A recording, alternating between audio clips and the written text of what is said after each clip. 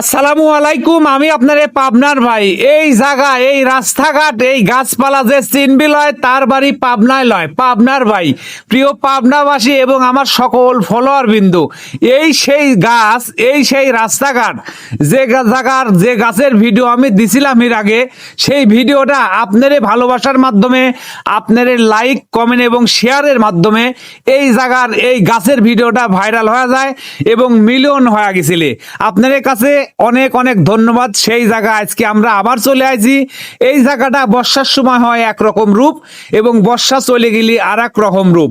বর্ষার সময় এই জায়গা, এই রাস্তাঘাট পুরাটা ডুবে যায়, এই গাছের অর্ধেক পর্যন্ত পানি উঠে যায়। এই জায়গায় নৌকায় হরি আসা লাগে। আর এখন পানি চলে গেছে, চারদিক রাস্তাঘাট জাগিয়ে গেছে, পাহাড় রাস্তা দেখা যাচ্ছে।